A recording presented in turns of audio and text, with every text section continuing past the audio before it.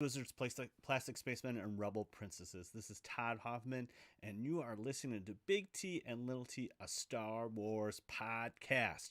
Welcome to episode 76.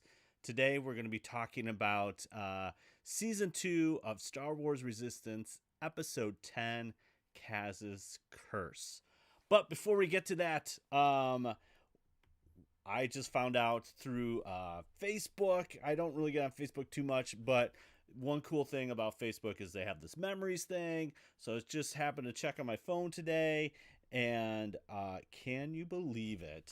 It has been 6 years today that the Force Awakens 88-second teaser trailer came out.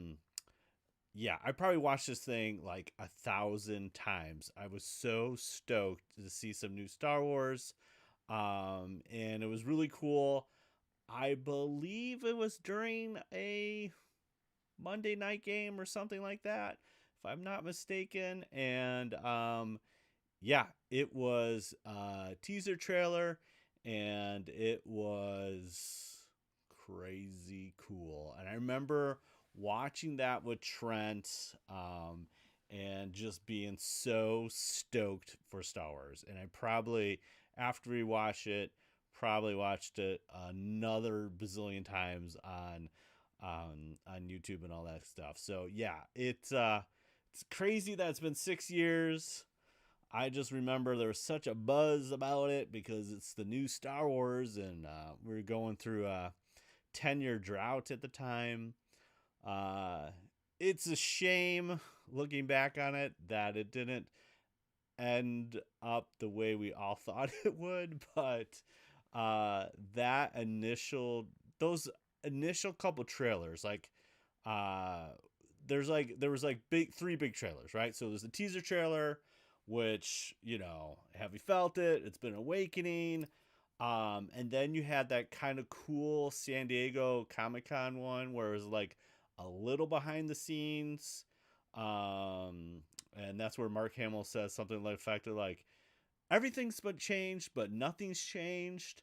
And there was this kind of cool little thing. We got to see Finn and Poe do this, the prison thing. Yeah, there was a really awesome, and just kind of how they're using practical effects and digital effects and kind of that merging of those two technologies. And then I believe it's the Celebration trailer where we get Chewie, we're home, and everybody was crying and stuff like that. So yeah, it was so cool. It was such a cool, I don't know, it was such a cool time to be a Star Wars fan. And that teaser trailer, talk about who the heck is that person holding the broadsword kind of um, lightsaber, and just seeing the Falcon. And we were talking about rectangle radar dishes, and oh my gosh, it was just it was a crazy time. So just looking back on it now, again, can't believe it's been 6 years, but yeah, it was just really cool. So saw that on my timeline feed. I was like, yeah, that was a very unique experience, and I'll just never forget that. And we got, did get some decent stuff out of it, but yeah, it was just a really cool experience. So I got this Funko package. I haven't even opened it. I ordered some stuff, and I believe this is from the New York Comic Con. Was a couple weeks ago, and I was really looking for the Walmart exclusive Boba Fett. That was like a New York Comic Con thing. I didn't get it that day, but I waited in queue, and it was like, oh, 5 minutes, 5 minutes, and it turned into like 25 minutes of 5 minutes. And so I went in there, and I couldn't get Venom. I wanted to get Venom and Boba Fett, and I couldn't get either of them. So I believe this is it, but I'm not really sure. And so I thought, hey, why don't we just open this right now, see what it is. I believe these are it, but could be mistaken. So I ended up with, let's see here, little, okay, there we go, little bubble wrap. Yes, Okay, first up, we have the this is a pumpkin McNugget.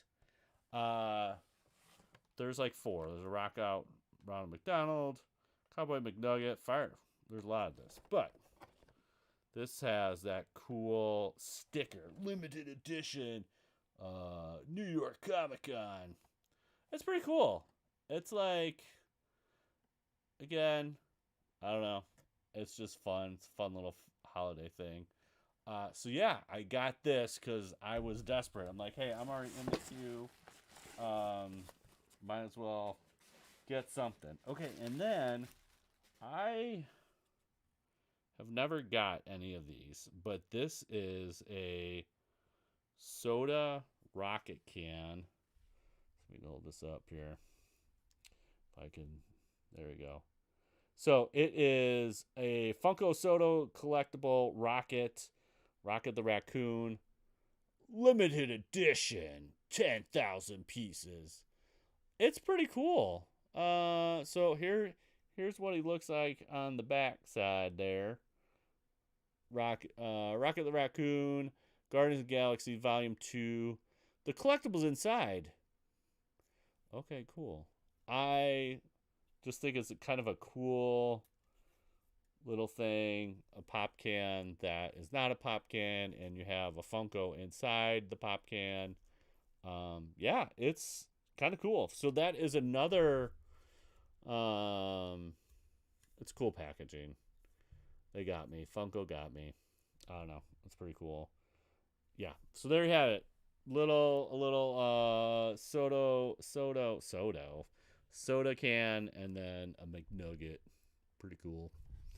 So there you have it. I really wanted Boba Fett. So anyways, Walmart, like, because they say, hey, we got a little bit more in stock, so I actually got a Boba Fett from Walmart, but it's not gonna be delivered till like Christmas. It's okay.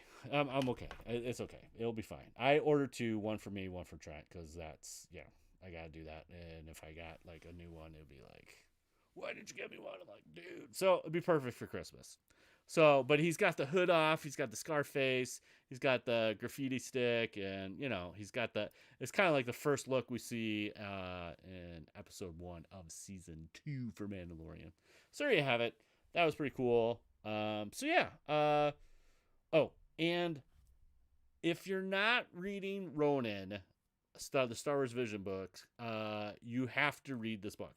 It is so good. I got like maybe 4 hours. I'm doing the Audible book version of it, and it is good. If you like Star Wars Visions and you like, I believe it's called Ronin. I'm pretty sure it's the first one out of the gate. It's kind of that kind of black and white one where you got the Jedi guy with this BB R2 unit with the big hat and all that kind of fun stuff walking through the village, and kind of helps everybody up, but then he's got a red lightsaber. You're like, what? And he kills that kind of witch with the umbrellas lightsabers. And anyways, it is a fantastic book. I would highly recommend it. So it's called Ronin, Star Wars Visions book.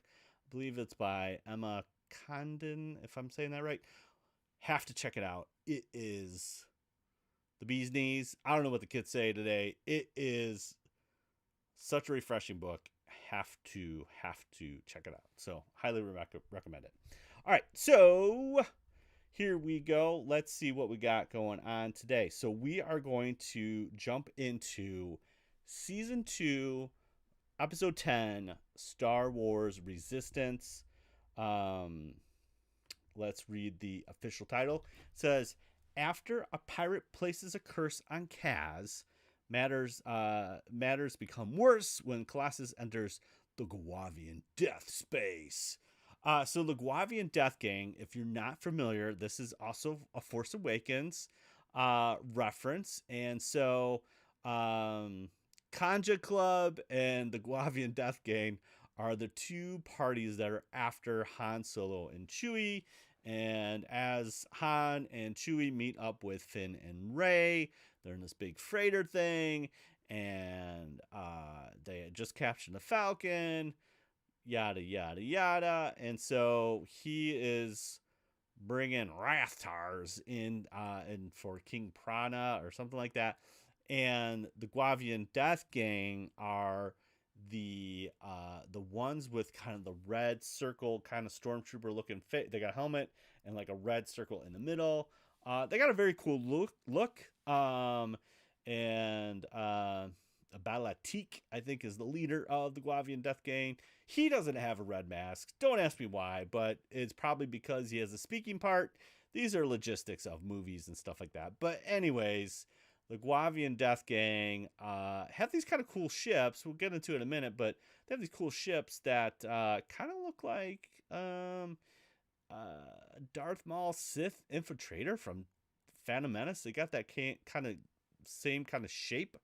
But backing up to the beginning here, Kaz is playing a little game at the old Aunt Z's Tavern, and I don't even know what kind of game they're playing, but they're pretty much playing, I don't know, some kind of gambling game. I don't even know. He's rolling dice, and Kaz is hitting everything.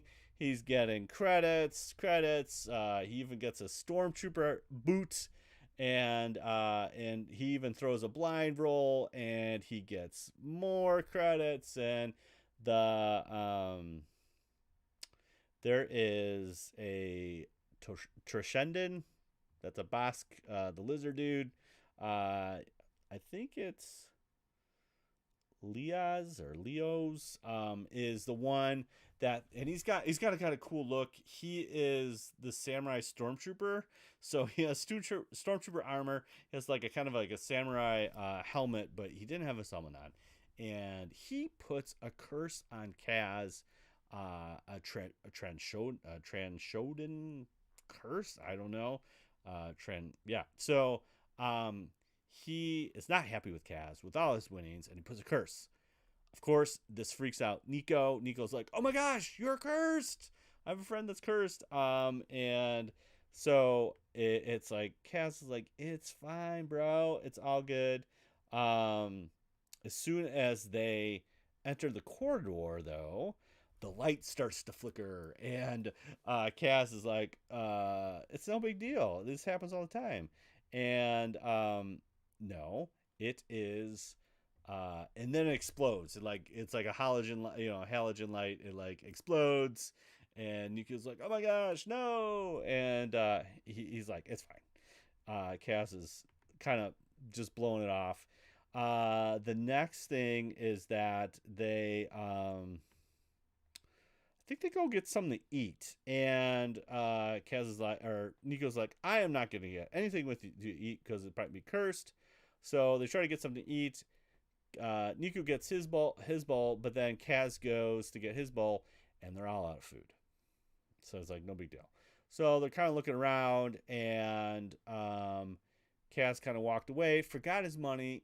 Nico grabs his money, and then there is somebody driving like a cart of crates, and it almost crashes into him. Kaz has to save him, or Nico saves Kaz. And it's like, "Okay, you are definitely cursed." And he's like, "No, dude, it's all good." So they get called to the hangar. As they go to the hangar, our good friend, what is that guy's name? Anyways, he's always he's already cleaned the floor. He's got a little cleaner buzzing the floor and getting it all nice and shiny. And Kaz slips and falls on his face. So they're entering Guavian Death Space, and they need to cut a path. And so the idea here is that they're going to send out a couple A squads to figure out what's the situation. They go out. Everything goes wrong with Kaz's ship, and he does spot a Guavian ship, but he can't because like the gravity wells on, and he's got his face smushed against the canopy, and it just all falls apart. And the ship comes in just terrible. Everything's going awry. The landing gear's down. Everything's a mess. And Nico's like, "You are cursed, and we need to figure this out like ASAP." So they go see this. She's kind of like a fortune teller, and so she already kind of heard that Kaz is having cursed, and so we get to her, and she is saying that Kaz, you know, is kind of cursed, and but with pilots, it sometimes luck follows you. So if you think you're cursed, then you will be cursed. And so it's kind of like the rule of positive intent. If you think you're cursed, but if you think positive, all those kind of things will play out. So that's kind of a cool thing. And so she gives them this kind of talisman, if you will, that she picked up in her travels. It should bring good luck, and you focus on that. And so if you remember, it was in the beginning of season one, Kaz had this trophy, and he even mentions it during the fortune telling experience. Like, I had a trophy, but it didn't bring me a luck, and that was kind of a cool little plug into season one. Um, and so he he kind of finishes up with Mika and just like, okay, we're cool. And she gives him this little talisman. She's like, okay, cool. So then they get called, and guess what? The Guavians are there. They know they're there because he missed the scout troop. Now they're bringing him in. And I think they want like 1,000,000 credits or the ship to pass through space. And Doza's like, yo, that is crazy. That is not cool. So they go through that, and so now there's more Guavians. Now they send out all the aces, and when Kaz is leaving for with the ship, he drops his little talisman thing, and it stays on the deck. And he gets in, and things are not going well at first, but then Kaz focuses and says, "Okay, I can do this. I'm not cursed. I can do this." And things start to come together. He starts using asteroids as cover and blowing things up, and he helps out one of his aces as there's some heat on him. And Kaz is just taking names. And then so as they're carving out a path for the Colossus, he also comes up with a plan like, hey guys, let's get in front of the asteroids, use the asteroids as to kind of take out all the rest of the Guavians. By the time they kind of breach the asteroid belt, there's only 2 left. The aces jump in, and bada bing, bada boom, hyperspace. Good to go. As Kaz lands, he's greeted to Niku, and Niku's like, "Hey, I found this thing," and he's like, "Oh, that was the thing that what was her name? Mika gave me, but it's all good, and I don't need that anymore." And so they Niku's super happy that he is not even cursed or double cursed. He is fine. Everything's great. And so it's a kind of a fun exchange. He takes his little talisman, and he meets up with the Trishenda and is like, "Yeah, here you go, dude. It is your turn." And he's like, "What's this?" And he's like, "Oh, I heard it's cursed." And he's like, I don't want to get this." And he throws it to another guy that also we saw earlier. Mika gave him a fortune that he was going to be eaten by Gorgs. It gets thrown in his bowl of soup, and then he's like, "What's this?" And he pulls it out, and then a Gorg comes out of the soup, and he's like, "No, I don't want to get eaten." And then it kind of lands on the ground, and then Kaz goes around and then essentially hands it back to Mika and says, "Hey, it's not I'm not cursed anymore." And he says everything's great, and Mika kind of says that, hey, these pilots are a superstitious bunch. Kaz walks off screen. Mika's kind of looking, and then I don't even know what you would call it. It's like the holodeck, because it's blue skies and it's like the open market, but it's not really open. It's just a screen that projects that, so they kind of get the idea that they're not in space and they're in this open air, kind of like the galactic cruiser at Disney World or whatever. But you get the idea of like, hey, they're in this kind of open market type thing on classes when technically they're still in space, but it's kind of that holodeck feel. And then it flickers. Ooh. That was kind of appropriate around Halloween here, and it's a full moon tonight, so those are two things or whatever. But yeah, it was a fun episode. I like this episode. It was super fun. We got to see again a little tie back to Force Awakens. We got to see more Gorgs. Love some Gorgs.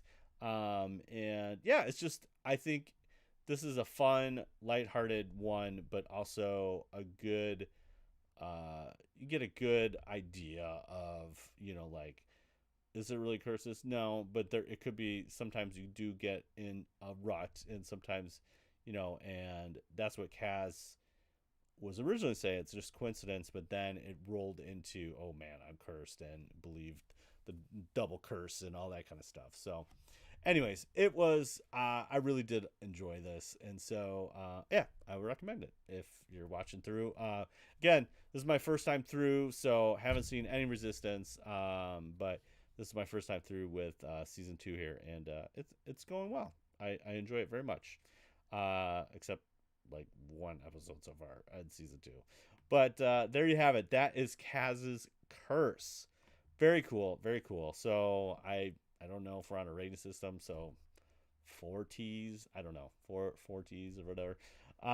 So there you have it. Okay, so if you want to follow us on the old social media, we got Big T Little T Podcast on Instagram, BLILT Podcast on Twitter, and then it is twitch.tv/Big T Little T. So trying to do this a little bit more.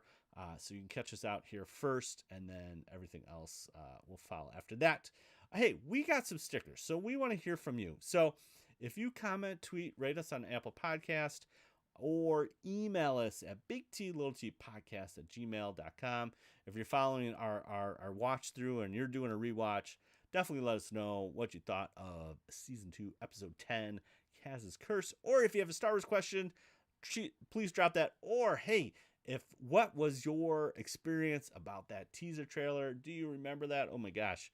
Tell us your experience, and we love to read that on an upcoming episode. Again, that's bigtlittlepodcast@gmail.com. Hey, we will throw a sticker in your face and some other sweet swag. So definitely do that. And we would love to kind of just, help support everybody and just, give a little shout out on the show. So there you have it. That's all the ways you can get a hold of us. Hey, next week we're trying to get Trent back on here, so we will try to do that and get the schedules aligned. We might diverge a little bit from season 2, but we'll see. But hopefully we'll get Little T back on here very shortly. And he misses you. I miss him so much being on here, but schedules have been just kind of crazy the last couple weeks, and so we're just trying to work everything out and do the school thing and all that kind of fun stuff. So there you have it. But yeah, there is another episode in the books. And so if you want to support us, just hit us up on the socials. It would be great.